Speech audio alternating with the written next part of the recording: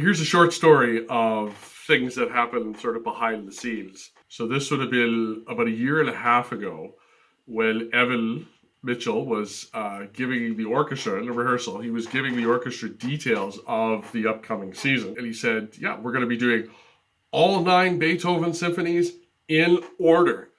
And I burst out laughing. And I'm embarrassed to admit this. I apologized profusely to him afterwards. But I burst out laughing because it was just like, oh my goodness, not only are we going to play them all, we don't have that many Masterworks concerts in a season. We're going to play them all, and we're going to play them in order. My name is Ben Perrier, and I play trombone for the Kingston Symphony Orchestra.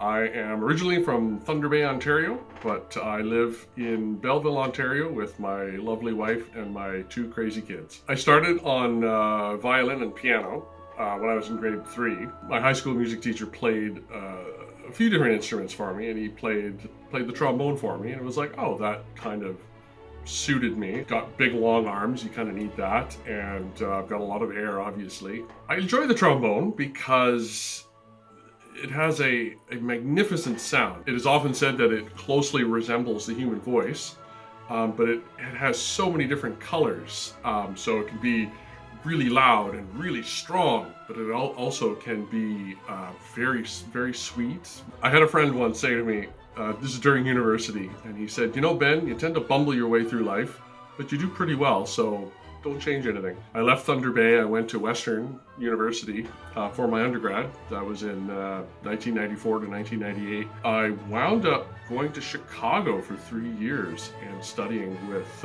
members of the Chicago Symphony and the Chicago Lyric Opera. I got to rub shoulders with all of my heroes, some very well-known conductors, and I took pictures with all of them. I got to meet John Williams. How did I get into the Kingston Symphony? I fell backwards into it, like I have done with a few other things in my life. When Evan took over, actually, in his first season, I wound up, they didn't have a principal trombone, so they wound up bringing me in, and I've enjoyed it immensely. The crowds have been great. The audiences have been really nice, really appreciative.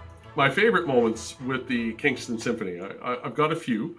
One of them is our regular Christmas concerts that we do every year. They're always a lot of fun. Always enjoy them. My other favorite moments have been the John Williams concerts that we have done. I never get tired of playing that stuff. Always a treat to play the John Williams music. So I've got 2 young kids, 5 and 3, and especially since everything got shut down because of the coronavirus, I've been trying to entertain my kids. I did really well for like end of March. April was doing the reading and the writing, working on letters with Sam, and then June hit, and it's like, oh my goodness, I can't do this anymore. They keep me busy. They keep me running.